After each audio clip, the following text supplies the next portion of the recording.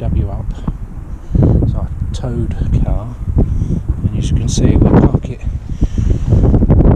lengthways in our drive in front of our motorhome. Handling blocks in the motorhome. This is our everyday car, and this is the one we use.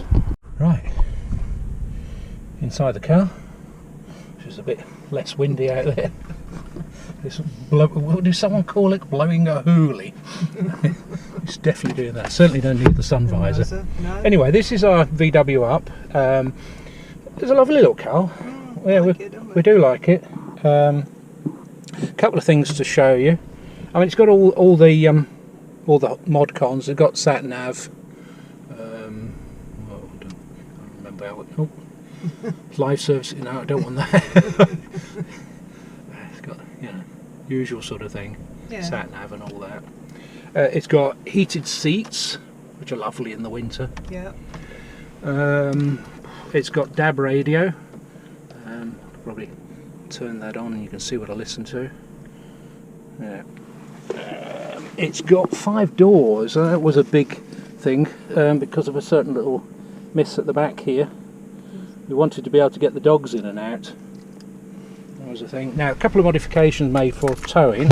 Hopefully you can see this, but underneath there's like a servo unit that's attached to the brake pedal, and what it does is it pulls a cable that operates the brake.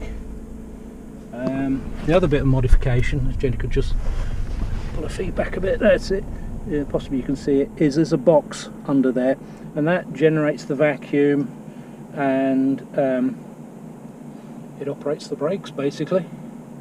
It's properly servo braked. That's what I'm trying to say. So when you're towing it, you can actually feel the car braking when you're towing it along on the motorhome. I think the brakes on the up are probably better than the ones on the motorhome, but there you go. Anyway, so here we go. 9 degrees. It's blowing a hurley.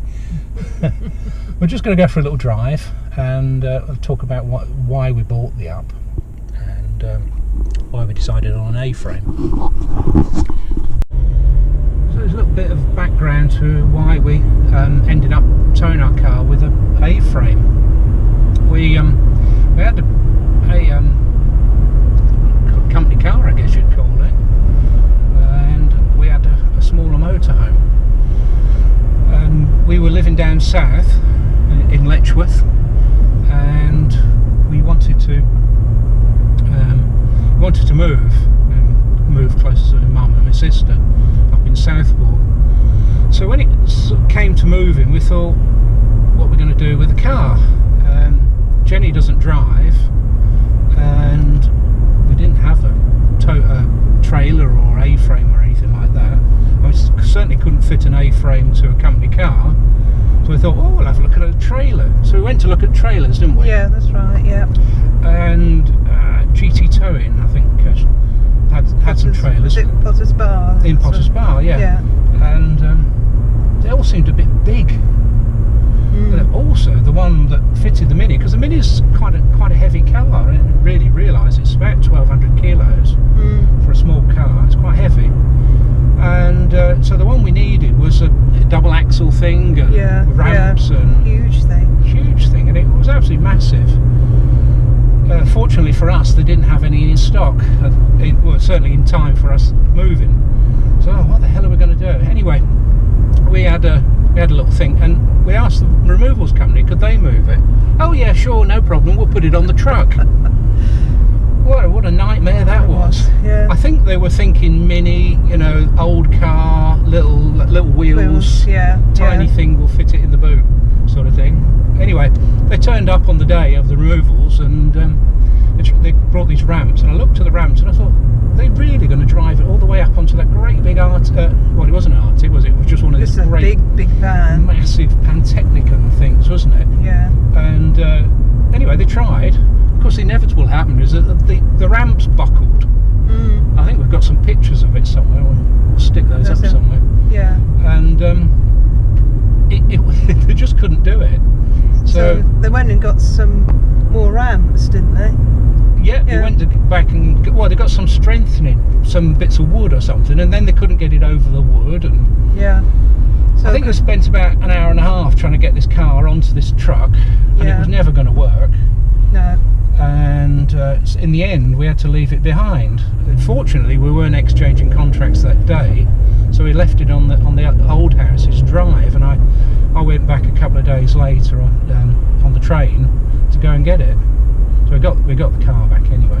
But at the time, we had a little Bailey compact, wasn't it? A compact 540, wasn't it? Give its full title, it was a Bailey Approach Compact 540, which was a hell of a mouthful. And from the start with that motorhome, we had problems. If you ever look on any of the forums for drop-down bed problems, I think we were on there. The thing didn't work from day one, didn't it? We brought it home and the bed wouldn't go back up. It wouldn't go back up. I was showing Jenny, look at this drop-down bed. It was really good. This looks really good. And it went click, and it wouldn't go back up. So anyway, it's a bit of a long story about the bed, and it's not really relevant to the A-frame, but they fixed it, and eventually, it took them about 3 months. So we eventually got it fixed about 2 months after we moved house. Anyway, we went to a well-known dealer, another dealer who apparently features in a lot of the forums in Preston, and we saw on their big forecourt, we saw this big motorhome Bolero with fixed beds, and we fell in love with it. We almost bought it there. Well, we did buy it there and then, didn't we? Really? Yeah. And so now we've gone from a 6-metre motorhome to a near 8-metre motorhome. Still had the Mini. The Mini wouldn't now fit on the drive in front of the motorhome, which we had before. So what do? Yeah. Didn't like the idea of trailers, mainly for cost, and we still had nowhere to put the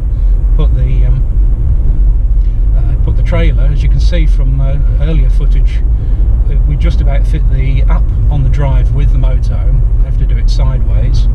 So we thought about A-frames, and we were watching some videos, weren't we? Actually on YouTube, funny enough. Yeah. And there was a company who were demonstrating towing a VW up with a Swift Bolero, and we thought, oh, Swift Bolero. That's what we've got. That's what we've got.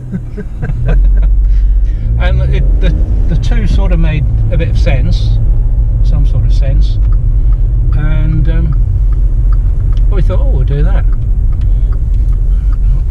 Find somewhere to park down here. It's a bit lively here. Like a river here. There's like a river here. Just go in here. Yeah, so where are we? We're down at the front at Southport, aren't we? Yeah. It used to be a beach here, didn't it? But it's not anymore. Poppy. Anyway, so no, I meant we're up with the story. Yeah, so we look.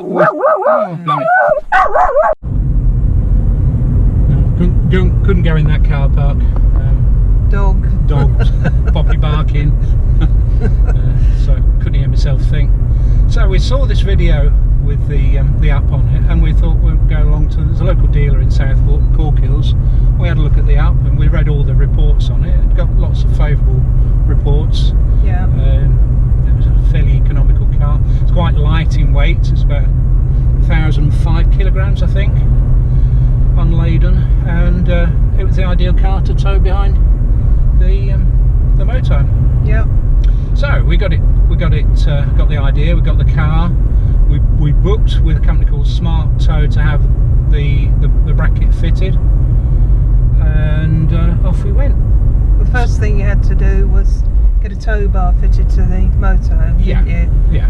So you went to a local company, didn't you, for that? Yeah. Yeah, and then once we'd got that, obviously we could think about how we were going to get the car to Smart Tow. Smart Tow, yeah. Because now the problem is we've got a tow bar, we've got a car, we've got no A-frame. The company that did the fitting are in Leeds, we're in Southport, 80-mile drive. Yeah. How the hell do we get a motorhome and a car on our own, with one driver of course, over there? So, bit the bullet, hired a trailer. So we've now got hiring this trailer from another local company, so I went to pick up the trailer, towing the motorhome and this great big trailer, because they didn't have a small one. No. They had this massive one. We've got some pictures of that as well. Yeah, yeah. It was absolutely enormous, this trailer, wasn't it? Yeah, it was. And we could not get it down our road, so I parked in the just stopped at the side of the main road outside our estate, and we tried to load it up. Dropped down, was it a swivel ramp or something? Great big ramp thing comes down. Oh, no. Yeah. Oh, what a nightmare. It took ages. I think that was. Yeah, I mean, to be fair, it's the first time I'd ever used a trailer and a car. But they give me some basic instructions to use these straps, and I was trying to figure out how these straps worked. You know, trying to do that. I was parking in a puddle here. I think we're probably going to have to go back a bit. There we go. Can't get it out. It's not nice. It is not a nice day. No. I've parked in a load of water. I think I'll leave the engine running as well. Just near the Southport Campsite. site, aren't we? Yeah. Oh, Poppy, please be quiet. So this trailer was a nightmare. Anyway, got the car on there. We took it over to Leeds, and that took about an hour and 3/4. At least, at yeah. least, yeah. M62 was not good. Yeah, we stayed at Hebden Bridge. Well, we came back, didn't we, that day? Oh, that's with right. the came trailer. Back. Yeah. Because we took that back that afternoon. We've got some pictures of that. Yeah. So we were now at home with the motorhome, weren't we? And the car staying at the to have its thing fitted. Yeah. So then the following day we went to stay at Hebden Bridge, didn't we, in the van? Yeah. Because we thought that would get us closer. Yeah. So the following day we went there. Then on the Wednesday morning we went over to Smart Tow and picked up the car, which has now got the tow bar fitted, and Yeah. it's just worth mentioning what they do. I already showed the box down there. They fit a box, they fit a actuator, it's called, for the brake pedal, and they fit a cable at the front that allows you to hook it up to the 12 volts on the van.